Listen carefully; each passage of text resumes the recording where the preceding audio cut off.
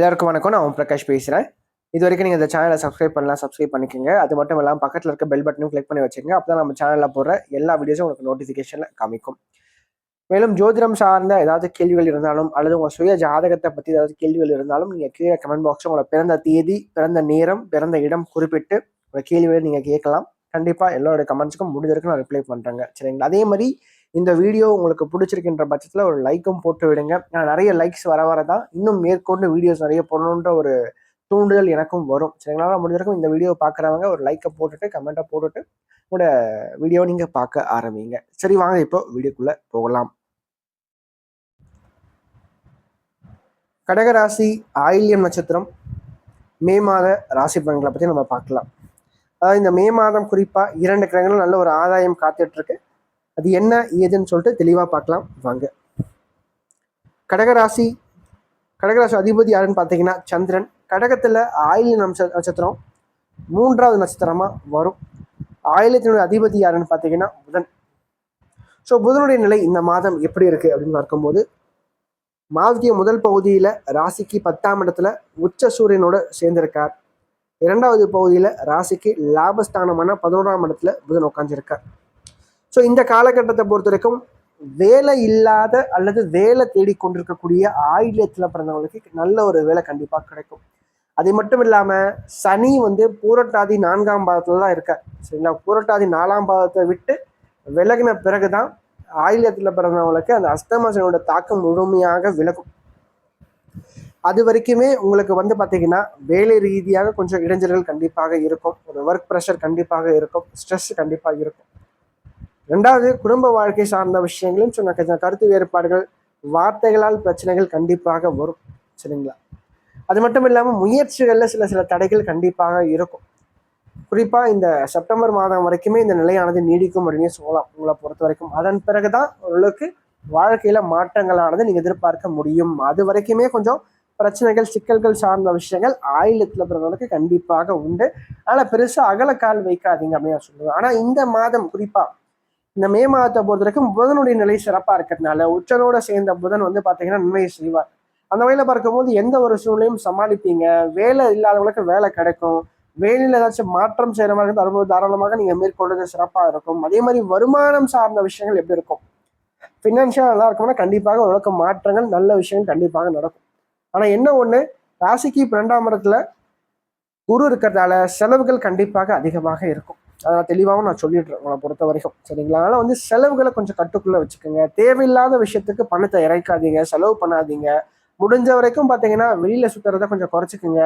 அது மட்டும் இல்லாமல் என்ஜாய்மெண்ட், சந்தோஷம் அப்படின்ற ஒரு என்ஜாய்மெண்ட்டை கொஞ்சம் கம்மி பண்ணிக்கிட்டு பணத்தை எந்த அளவுக்கு சேமித்து வைக்க முடியுமோ அந்த அளவுக்கு சேமித்து வச்சுக்கோங்க ஆயில்யத்தில் பிறந்தவங்க.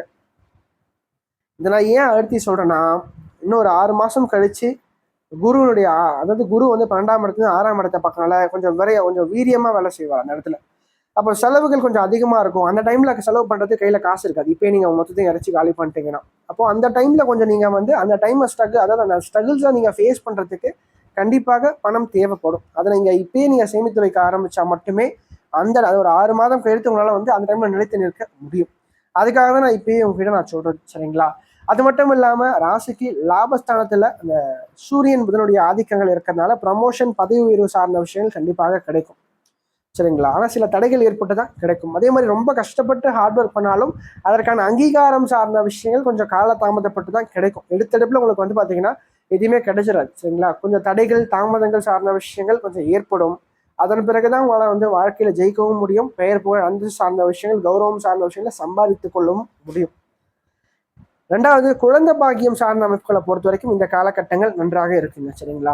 பாக்கியத்தில் சனி இருக்கார். ஸோ புத்திர பாக்கியம் சார்ந்த விஷயங்களை கண்டிப்பாக கொடுப்பார்.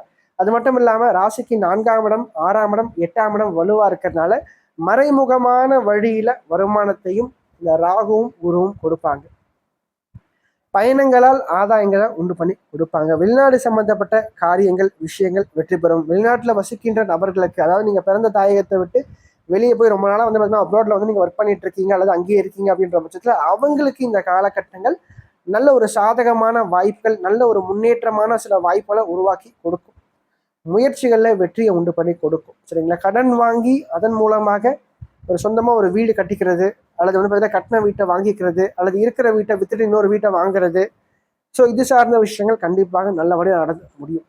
அது மட்டும் இல்லாமல் உச்சனோடு, அதாவது உச்ச சுக்கரனோட சனி சேர்ந்திருக்கிறதுனால இந்த காலகட்டங்கள் வாழ்க்கை துணையார் வழியில ஒரு சில மாற்றங்களை உண்டு பண்ணி கொடுக்கும். குடும்பம் சார்ந்த வழியில உங்களுக்கு ஓரளவுக்கு ஃபேவரான விஷயம் எதிர்பார்க்க முடியும். சரிங்களா? ஓரளவுக்கு ஃபேமிலி வந்து தற்போது உங்களுக்கு சப்போர்ட்டிவா இருக்கும். அதே மாதிரி மாணவியர்களை பொறுத்த வரைக்கும் படிப்பு சம்பந்தப்பட்ட விஷயங்கள் ஓரளவுக்கு நன்றாக இருக்குங்க. படிப்புல இருந்து வந்த மந்தநிலை கொஞ்சம் மெல்ல மெல்ல இந்த மாதத்துல மாறும். ஆனாலும் செவ்வாய் ராசிக்குள்ள நீசமா இருக்கிறதுனால ஒரு தயக்கத்தை உறுதியா கொடுப்பாருங்க. திரும்பவும் சொல்றதுதான், எந்த ஒரு காரியத்திலையும் கொஞ்சம் நிதானம் அப்படின்றது கண்டிப்பா தேவை. சரிங்களா? கொஞ்சம் அவசரம் அப்படின்றது பெரும்பாலும் தவிர்க்கிறது சிறப்பா இருக்கும். ஆனா பயத்துக்கும் தயக்கத்துக்கும் வித்தியாசம் இருக்கு. சரிங்களா? அதனால வந்து கொஞ்சம் யோசிச்சு நீங்க செயல்படும் போது நிச்சயமாக இந்த காலகட்டத்தை உங்களுக்கு சாதகமான ஒரு காலகட்டமா மாற்றிக்கொள்ள முடியும். பொறுமை, நிதானம் கண்டிப்பா தேவை. மேலும் இந்த வீடியோ உங்களுக்கு பிடிச்சிருந்தா லைக் பண்ணுங்க, பிடிக்கலன்னா நீங்க தாராளமா நீங்க டிஸ்லைக்கும் பண்ணலாம். சரிங்களா? அதே மாதிரி இந்த வீடியோ பத்தின ஏதாவது கேள்விகள் எதுவாக இருந்தாலும் நீங்க கமெண்ட் பாக்ஸ்ல கமெண்ட் பண்ணலாம். அது நல்ல விஷயமா இருந்தாலும் சரி, கெட்ட விஷயமா இருந்தாலும் சரி, உங்களோட தோன்ற விஷயங்கள் நீங்க கமெண்ட் பாக்ஸ்ல கமெண்ட் பண்ணுங்க. அது சரியா இருந்தா இன்னும் எனக்கு பூஸ்டப்பா இருக்கும். அது தவறான ஒரு இதுவா இருந்தா நான் அதை திருத்திக்கிறேன். சரிங்களா? நன்றி, வணக்கம்.